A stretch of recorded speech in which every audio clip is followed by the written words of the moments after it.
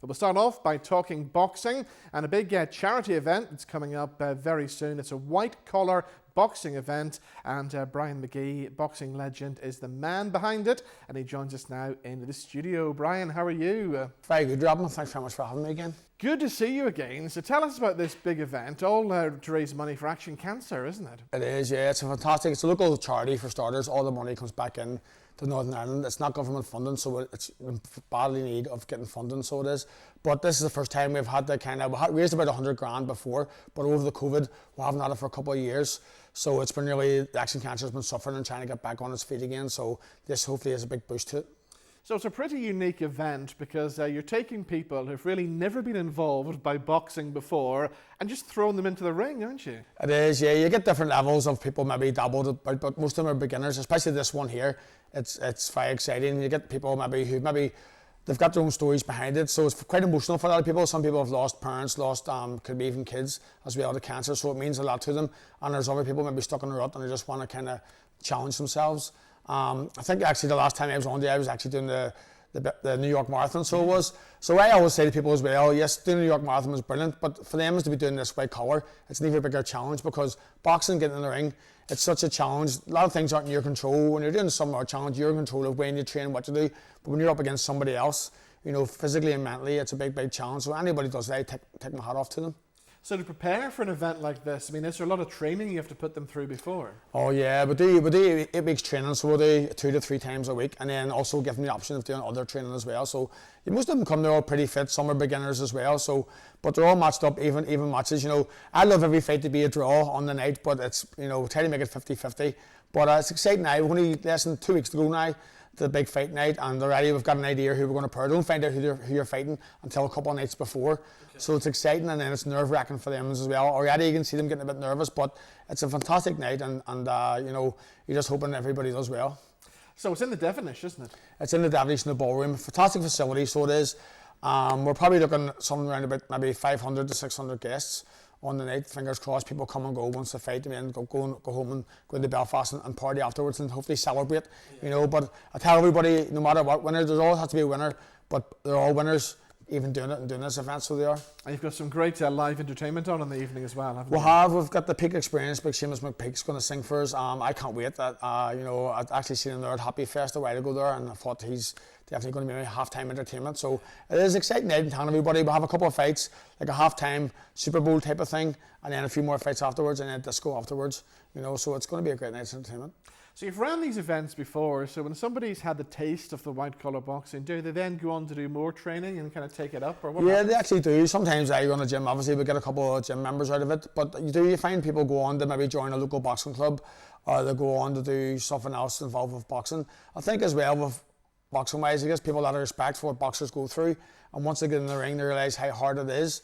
I think a lot of the time people get in, the biggest surprise to a lot of people is how much they have to think, and how much they're thinking, right, hold on. They just think it's a matter of getting in the ring, here we go, let's just fight, but it's not. It's like, you know, tactics, thinking about like jabs, he moving this way, I'll move this way. It's like a chess match, and they can't believe, you know, maybe, geez, you need to have a bit of brains here to fight as well. So it's it's great, you know, they're learning all the time, and it's great to learn a new thing and learn a new skill, and it's done very safely as well.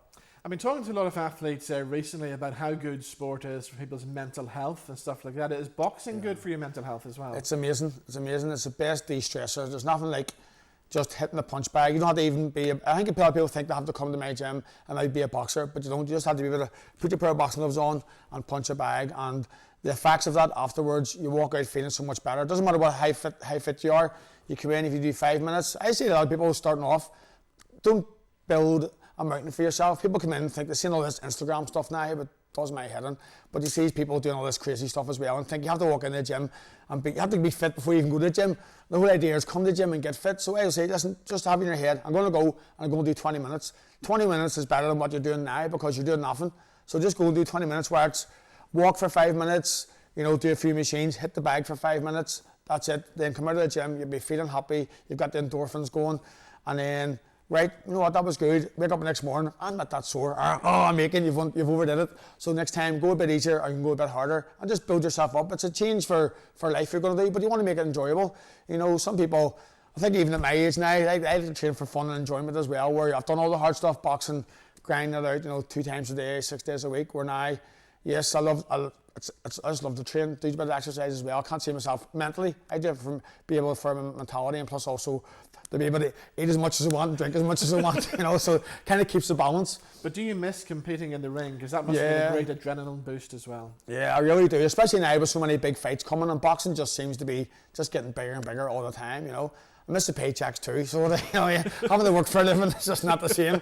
9 to 5, it is tough. I used to think boxing was really hard, and then now I'm having to work for a living, show up for work and be in certain times and going like, geez, this is tough. So like, hats up to everybody who does it.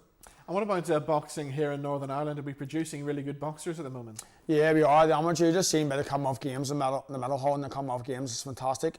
You know, it's going to be exciting for the Olympics coming up as well, what kind of team Ireland sends out. But it is, the training at the minute and the coaching is fantastic. They've got high performance, also in Ulster and also down south. So you couldn't get better coaching anywhere in the world than you're getting here in Ireland at the minute. And I think it's showing in the results of producing. They're getting the most medals out of any sport, you know, so they deserve a lot of credit. And when you were starting in your career, who would your kind of mentors have been back then? Back when I was fighting, Muhammad Ali kind of made me want to be a boxer, so he did. Like, I just seen this man on TV, I'm going, wow, he's talking and doing this here, and kind of good looking man as well, and just the way he moves, and he boxed as well, I thought, wow, and he's amazing. Marvin Hagler was another boxer, and then as I got more into boxing, when I was actually boxing myself, you had the likes of Steve Collins. You know, you had obviously Boy McGregor, and everybody knew him. Dave Boy McCauley. You had, who else? I don't think who else was coming out behind. There's so many Irish boxers, you know what I mean? There's just a list of them that can go on, but they all kind of inspired me to keep on boxing, you know what I mean, as well. So I was no shortage of kind of inspiration. And what was your greatest memory then in the ring? My greatest memory, one of them was meeting Muhammad Ali. You know, without boxing, like, I don't think I'd ever got to meet him, but I went to Louisville, Kentucky, his hometown. Boxed in the World Cup, won the gold medal, got to meet him almost every single day for the whole week. We were there, it was amazing. The Olympic Games, amateur, but then also was professional. I've been lucky, all my fights were kind of travelling, so I got to do a lot of travelling. So I got to everywhere as far as China, New Zealand, Canada, America, as a boxer. Like, places coming from my background and all, I'd never have got to, ever, if you know what I mean. I'd be lucky maybe getting on a plane. Because you were the first person to kind of put boxing in West Belfast on the map, weren't you? Yeah, I don't know about that. There's probably a few before me, but I suppose on a big level, on a big stage, when I actually started fighting the King's Hall and all too. So I was lucky enough as well to be, I'm probably one of the last fighters from here to fight in the King's Hall. I'm not too sure if there's many fights after that. Do you know what I mean? The kind of. And it's sad to see that venue gone now. It is, it's iconic. That's why I went to watch my first concert, Def Leppard and all too. So lots of good memories. You know, Thunderland, probably had your first kiss in as well, things they got there, but you know, it is fantastic. And then obviously boxing, it was amazing for me. Exactly. You know? All right, tell us more about this white collar boxing. How do we get tickets, and when is it? Yeah, the tickets are actually nearly sold out. It goes so well, but yeah, you can get tickets at the gym, so you can just contact through Facebook or Instagram, and we'll keep tickets for you on the door. There might be a few tickets on the night. But it's a fantastic cause, I say, and it's for anybody interested in doing it. It's free to do, believe it or not. We just kind of ask you to try to raise at least £120. £120 is a breast screening for somebody, you know, in Northern Ireland. Accent Cancer, it's amazing work that they kind of see around about 25,000 people a year, so they do. Out of those people, you're probably getting 6 out of every 1,000 women detected cancer. So it does so much. It has not only just screening. It has therapies, also cure during cancer and stuff like that there, and also counselling before and after and everything like that there. There's just a list, but to have that local charity, especially now when you hear about the health service but under so much pressure, and this charity really does so much in the background. It's really like I think it's an unsung hero, so it is really. But yeah, and it's amazing to think that this charity doesn't even get any funding from the government or anywhere else apart from people fundraising.